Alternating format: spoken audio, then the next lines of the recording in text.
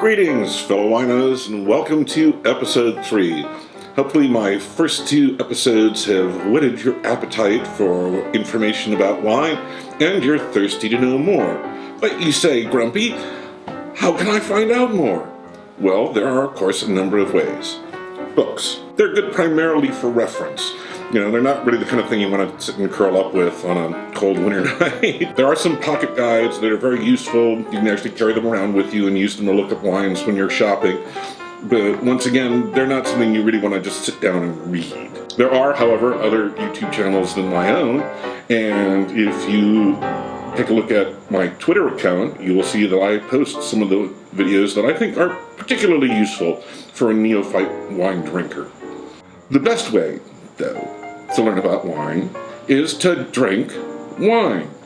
Now, obviously, nobody has an unlimited budget. Well, a few people do, but I'm not talking to them. I'm pretty sure Bill Gates isn't watching. So, the idea then is to find a nice local wine shop. We're not talking about your local liquor store, but a place that actually specializes in wine. The place to start is to find a good wine shop. If you live in a major metropolitan area, this should not be a problem. Wine shops very frequently have tasting programs. This is a great way to get to taste a lot of different wines and expand your knowledge through direct experience, which in my mind is always the best way to learn. I have a couple of wine shops in my local area that I'm going to give a shout out to. The first is Rosso. It's a great neighborhood wine shop. The staff is very knowledgeable. They actually post little notes on each of the wines, so you can even read that before you ask. I use them quite frequently as just a chance to expand my knowledge, because even at this point, I don't know everything about wine.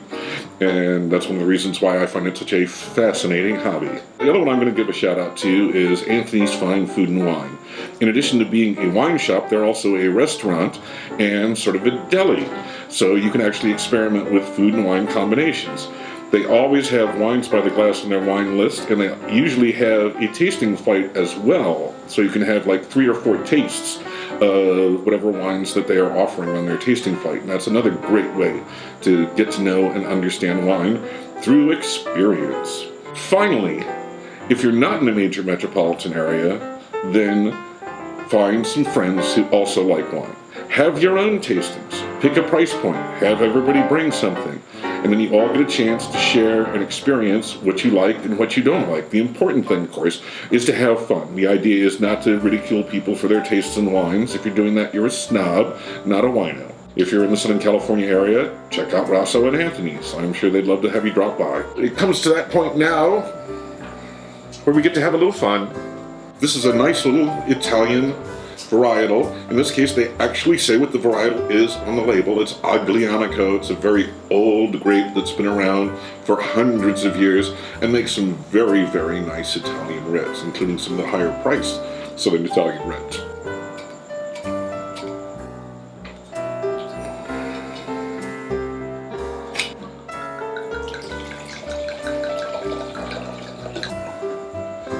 Salute.